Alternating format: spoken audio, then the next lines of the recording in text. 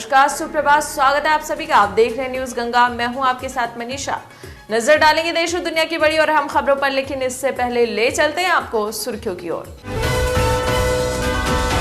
तूफान निसर्ग हुआ उग्र। गुजरात महाराष्ट्र में एनडीआरएफ की 33 टीमें तैनात, 20,000 लोग किए गए रेस्क्यू। अब क्वारंटाइन नहीं किए जाएंगे बिहार लौटने वाले। 15 जून से बंद होंगे सभी सेंटर्स। मस्जिदों को 8 जून से खोलने के निर्देश, कहा मस्जिद में किसी समय भीड़ न जमा होने दे। कोरोना के कारण गाजियाबाद का वैशाली इलाका पूरी तरह से हुआ सील। आदेश कुमार गुप्ता दिल्ली बीजेपी के नए प्रदेश अध्यक्ष बने। सुप्रीम कोर्ट में इंडिया को भारत करने संबंधी याचिका पर सुनवाई स्थगित। दिल्ली हिंसा मामले में पुलिस ने पेश की चार्जशीट, कोर्ट 16 जून को लेगी संज्ञान। कोरोना वैक्सीन बनाने के दौर में 2 कंपनी सबसे आगे, 99% असरदार होने का दावा। यूपी के निजी स्कूलों में फीस बढ़ाने को लेकर हाईकोर्ट ने सरकार से मांगा जवाब। और तेजी से बढ़ रहा है धरती की तरफ उल्कापिंड, नासा का अलर्ट। भारतीय उद्योग परिसंघ के स्थापना दिवस समारोह को संबोधित करते हुए पीएम मोदी ने कहा कि आत्मनिर्भर भारत के लिए इंडस्ट्री की हर जरूरत का सरकार ध्यान रखेगी। Farm, fisheries, food processing, pharma, अनगिनत अवसर के द्वार खुल चुके हैं।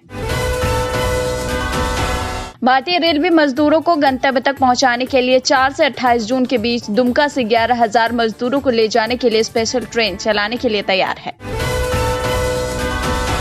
दिल्ली में अपने काम पर जाने वाले लोगों को काफी परेशानी का सामना करना पड़ रहा है। दरअसल लोगों का कहना है कि काम धंधे खोल दिए गए हैं तो बॉर्डर सील क्यों कर दिया गया है। अनलॉक 1 के पहले चरण में राजस्थान रोडवेज अपने संचालन का दायरा बढ़ाने जा रहा है। इसके तहत आज से रोडवेज करीब 100 नए मार्गों पर बसों का संचालन शुरू करेगा। राजधानी जयपुर समेत प्रदेश भर में अब सिटी बसें चलेंगी। आपको बता दें, छत्तीसगढ़ सरकार ने सिटी बस के साथ साथ शहर में अब नगर निगम ने चौपाटी और खाने पीने के ठेले और गुमटियां खोलने की भी अनुमति दे दी है।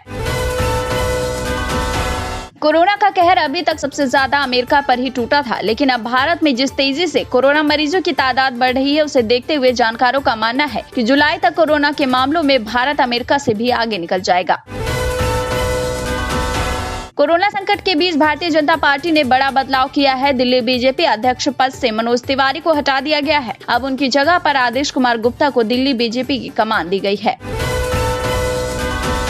दिल्ली हिंसा मामले में क्राइम ब्रांच ने कड़कड़डूमा कोर्ट में चार्जशीट दायर कर दी है। दिल्ली पुलिस ने अपनी चार्जशीट में आम आदमी पार्टी यानी आप के पूर्व नेता और पार्षद ताहिर हुसैन को मास्टरमाइंड बताया है। बीते कुछ दिनों से हुई बारिश में असम ने जबरदस्त तबाही मचाई है। प्रदेश के 3 जिलों में भूस्खलन के कारण 20 लोगों की मौत हो गई है, जबकि दर्जनों लोग घायल बताए जा रहे हैं। देश में कोरोना ने रफ्तार पकड़ ली है। हालात ये है कि 7 से 8,000 लोग रोज संक्रमित हो रहे हैं, तो वहीं कोरोना के कारण गाजियाबाद का वैशाली इलाका पूरी तरह से सील कर दिया गया है। दूसरी ओर करीब आधा किलोमीटर बड़ा एक उल्कापिंड धरती की तरफ तेजी से आ रहा है। इस उल्कापिंड की रफ्तार करीब 5.2 किलोमीटर प्रति सेकेंड या फिर 11,200 मील प्रति घंटा तक बताई जा रही है। वहीं अमेरिका की स्पेस एजेंसी नासा के मुताबिक ये उल्कापिंड 6 जून को धरती की कक्षा में दाखिल होने वाला है। मुसलमानों के लिए भारत के इस्लामिक सेंटर लखनऊ ने एडवाइजरी जारी की है, जिसमें कुछ निर्देशों के साथ अब मस्जिदों को 8 जून से खोलने के लिए निर्देश दिए गए हैं। साथ ही ये भी कहा गया है कि गले मिलना या हाथ मिलाने से परहेज रखना होगा। साथ ही मस्जिद में किसी समय भीड़ नहीं जमा होने देना होगा। निर्वाचन आयोग ने राज्यसभा के द्विवार्षिक चुनाव 19 जून को कराने की सोमवार को घोषणा कर दी। ये चुनाव इसके पहले मार्च में होने वाले थे, लेकिन कोरोना वायरस महामारी के कारण लागू लॉकडाउन की वजह से चुनाव को टाल दिया गया। केंद्रीय गृह मंत्रालय के मामलों से संबंधित संसदीय समिति की 3 जून को होने वाली बैठक को अब रद्द कर दिया गया है। इस बैठक को मार्च के आखिरी हफ्ते में लॉकडाउन 1 की घोषणा के बाद से संसद का कामकाज शुरू होने का पहला संकेत माना जा रहा था। तृणमूल कांग्रेस सरकार पर कोरोना संकट से निपटने में नाकाम रहने के आरोप लगे हैं, जिसके बाद से ममता बनर्जी ने केंद्र को दो टूक कह दिया और कहा कि अगर इतनी परेशानी है तो अमित शाह बंगाल की सरकार चला ले। अब गृह मंत्री अमित शाह ने ममता बनर्जी के बयान पर जवाब दिया। शाह ने कहा कि अगर ममता बनर्जी की इच्छा है तो बीजेपी वहां सरकार चलाए, तो ये जल्द ही इच्छा पूरी होगी। 2021 में वहां की जनता बीजेपी की पूर्ण सरकार बनाएगी। उत्तर प्रदेश के मुख्यमंत्री योगी आदित्यनाथ ने अर्थव्यवस्था को सुदृढ़ करने, पूंजी निवेश को बढ़ावा देने तथा रोजगार के नए अवसर सृजित करने के लिए निवेशकों की जरूरतों और सहूलियत को ध्यान में रखते हुए विभिन्न नीतियों में आवश्यकता अनुसार संशोधन करने के अब निर्देश दे दिए हैं। यूपी में बनेगी फिल्म सिटी, ग्रामीण इलाकों में बनेंगे छोटे टॉकीज। इसके साथ ही मुख्यमंत्री ने कहा कि प्रदेश में फिल्म सिटी की स्थापना के लिए जमीन की तलाश भी की जाए। वहीं मध्य प्रदेश में शराब की दुकानों को खोलने का समय भी बदल गया है। नए समय के अनुसार अब शराब दुकानों का खुलने का समय प्रातः सुबह 7 बजे से रात्रि 9 बजे तक का हो गया है। उत्तर प्रदेश में 7,823 लोग अब तक कोरोना संक्रमित हो चुके हैं। वहीं उत्तराखंड में कैबिनेट मंत्री सतपाल महाराज और उनकी पत्नी समेत 907 लोग कोरोना संक्रमित हुए हैं। जीआरपी सिपाहियों में कोरोना के बाद पुलिस लाइन खाली कराई गई। जीआरपी पुलिस लाइन के जवानों को सरदार पटेल डेंटल कॉलेज में होम क्वारंटाइन किया गया है। गाजियाबाद में कोरोना के 12 नए मामले सामने आए तो वहीं गाजियाबाद में नहीं रुक रही है कोरोना मरीजों की संख्या और अब तक जिले में कुल कोरोना मरीजों की संख्या 331 के पार हो गई है। हरियाणा के फरीदाबाद जिले में कोरोना से मौत के मामले थमने का नाम नहीं ले रहे। पिछले 24 घंटे में जिले में कोरोना से 2 लोगों की मौत हो गई तो वहीं जिले में कोरोना मरीजों की संख्या 445 के पार।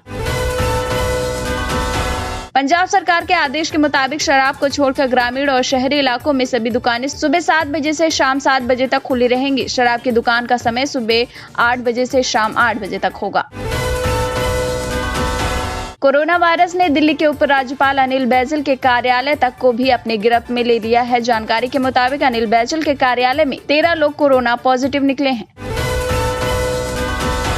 उत्तर प्रदेश के प्रतापगढ़ में दबंगों ने एक युवक को हाथ पैर बांधकर जिंदा जला दिया। इस घटना से गुस्साए ग्रामीणों ने पुलिस अधिकारियों के सामने घंटों तक उत्पात मचाया और आगजनी करते रहे। वहीं उत्तर प्रदेश के आजमगढ़ में दहेज में बाइक न मिली तो पति ने सोशल मीडिया पर पत्नी की ही आबरू नीलाम कर दी और उसकी कीमत भी लगा दी। उत्तर प्रदेश के बागपत जिले में सरेआम ट्रिपल हत्याकांड की बड़ी वारदात सामने आई, जहां 2 दर्जन से ज्यादा हथियारबंद बदमाशों ने गांव में अंधाधुंध फायरिंग कर बीजेपी नेता की बेटी की हत्या कर दी। राजस्थान में चूरू जिले के राजगढ़ के एसएचओ विष्णुदत्त बिश्नोई की आत्महत्या मामले में मुख्यमंत्री अशोक गहलोत ने सीबीआई समेत किसी भी एजेंसी से जांच की सहमति दे दी है। आपको बता दें कि चूरू के राजगढ़ थाना प्रभारी विष्णुदत्त ने आत्महत्या कर ली थी। गुजरात के गांधीनगर में एक हृदय विदारक घटना सामने आई। गांधीनगर के अंबापुर के समीप एक मर्सिडीज कार सड़क किनारे इस तालाब में जा गिरी। इस हादसे में कार सवार 2 लोगों की मौत हो गई। कोरोना के कहर के कारण 2 गज की दूरी बनाए रखने के बजाय मध्य प्रदेश के छतरपुर जिले में 4 साल की बच्ची के साथ दुष्कर्म किया गया और बाद में मासूम की हत्या भी कर दी गई। दिल्ली में कोरोना वायरस के मामले तेजी से बढ़ने के बीच दिल्ली सरकार ने सभी जिला मजिस्ट्रेट से नए मरीजों के रहने के लिए उचित स्थान तलाशने और अंतिम संस्कार करने अथवा दफनाने के लिए अतिरिक्त जमीन चिन्हित करने के निर्देश दिए हैं। मध्य प्रदेश की राजधानी भोपाल में करीब महीने भर पहले अस्पताल में दम तोड़ने वाले एक कोरोना योद्धा की पत्नी और बेटी ने मुख्यमंत्री शिवराज सिंह चौहान से मार्मिक अपील की है और कहा है कि वो पढ़ लिखकर बड़ी होने के बाद इंस्पेक्टर बनना चाहती है। राष्ट्रीय राजधानी में कोरोना वायरस का बढ़ता संक्रमण खतरनाक स्तर पर पहुंचता जा रहा है। अब दिल्ली में एसएचओ समेत दिल्ली पुलिस के 6 जवान कोरोना पॉजिटिव पाए गए हैं, जिससे कि महकमे में हड़कंप मच गया है। मध्य प्रदेश में कोविड-19 के प्रसार और ऊंचे तापमान के प्रभाव को लेकर विशेषज्ञ हालांकि किसी सटीक निष्कर्ष पर नहीं पहुंच सके हैं, लेकिन सूबे में पारा चढ़ने के बाद भी इस महामारी के नए मरीजों का मिलना जारी है। अमेठी में लापता सांसद से सवाल का पोस्टर सोशल मीडिया पर वायरल हुआ, जिस पर अब केंद्रीय मंत्री स्मृति ईरानी ने जवाबी हमला बोला है। उन्होंने लिखा कि आपको मुझसे इतनी मोहब्बत थी ये नहीं पता था, लेकिन ये बताएं सोनिया जी कितनी बार गई हैं इस दौरान अपने क्षेत्र में। एक बार फिर तेजस्वी यादव ने सीएम नीतीश सरकार पर हमला बोला और पूछा कब गिरफ्तार होंगे नरसंहार करने वाले जेडीयू के विधायक पप्पू पांडे। हिमाचल सीएम जयराम ठाकुर ने कहा है कि जुलाई में स्कूलों को खोलने पर सरकार फैसला लेगी। पब्लिक ट्रांसपोर्ट शुरू हो चुका है और मंदिर, होटल, रेस्टोरेंट 8 जून के बाद खुलेंगे। झारखंड में अनलॉक 1 में घोषित छूट के तहत auto rickshaw, e rickshaw, tempo और हाथ रिक्शे को चलाने की छूट दे दी गई है, लेकिन इनके लिए परिचालन के सख्त नियम भी जारी किए गए हैं। महाराष्ट्र में कुछ दिनों से जारी राजनीतिक अस्थिरता के बीच केंद्रीय गृह मंत्री अमित शाह ने ऐसा बयान दिया है कि महाविकास अघाड़ी में हाहाकार मच गया है। अमित शाह ने कहा है कि महाराष्ट्र की सरकार को कोई बचा नहीं सकता। कोरोना संकट के बीच दिल्ली सरकार ने बॉर्डर सील करने का फैसला लिया है, जिसके कारण काफी लोगों को परेशानी हो रही है। ऐसे में इस मसले पर अब राजनीतिक बयानबाजी भी तेज हो गई है। उत्तर प्रदेश कांग्रेस के अध्यक्ष अजय कुमार लल्लू की जमानत याचिका को लखनऊ में एमपी एमएलए कोर्ट ने खारिज कर दिया है। अजय लल्लू को बस विवाद मामले में 19 मई को आगरा पुलिस ने यूपी राजस्थान बॉर्डर पर धरना प्रदर्शन करने के मामले में गिरफ्तार किया था। ग्रेटर नोएडा के बादलपुर क्षेत्र में बिना मास्क घूम रहे 12 लोगों के खिलाफ पुलिस ने मुकदमा दर्ज किया है। ये लोग बिना काम के सड़कों पर घूम रहे थे और लॉकडाउन का उल्लंघन करने पर पुलिस ने कार्रवाई भी की।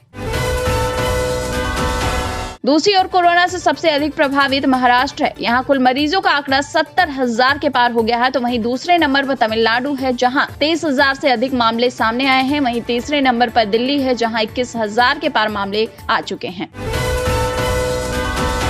आम आदमी को झटका, रसोई गैस के बाद अब सीएनजी भी हुई महंगी। आपको बता दें, राजधानी दिल्ली में सीएनजी की कीमतों में प्रति किलो 1 रुपए की बढ़ोतरी कर अब 43 रुपए प्रति किलो हो गया है।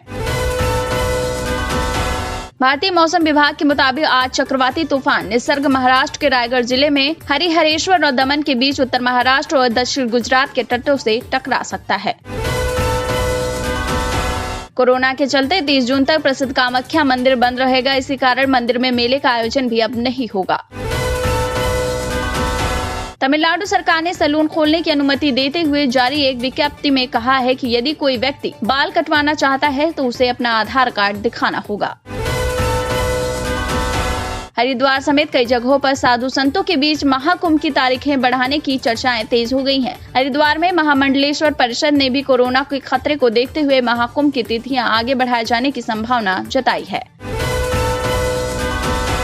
दूसरी ओर अमेरिकी राष्ट्रपति डोनाल्ड ट्रंप ने अमेरिकी जॉर्ज फ्लॉयड की हिरासत में मौत के खिलाफ हो रहे हिंसक प्रदर्शनों को रोकने के लिए शहर एवं राज्यों द्वारा जरूरी कदम नहीं उठाए जाने की सूरत में सेना तैनात करने की धमकी दी है। तो ये तो थी देश और दुनिया की बड़ी और ताज़ा खबरें। ऐसे ही ताज़ा तरीन हम खबरों को सुनने के लिए आप तुरंत सब्सक्राइब कर लीजिए हमारे चैनल न्यूज़ गंगा। अगर खबर अच्छी लग रही तो हमें कमेंट बॉक्स में मैसेज भी कर सकते हैं। साथ ही अगर खबर देख रहे हैं फेसबुक पर तो लाइक कर दीजिए हमारे फेसबुक पेज को। इसी के साथ दीजिए इजाजत, बने रहिए न्यूज़ गंगा पर। नमस्कार।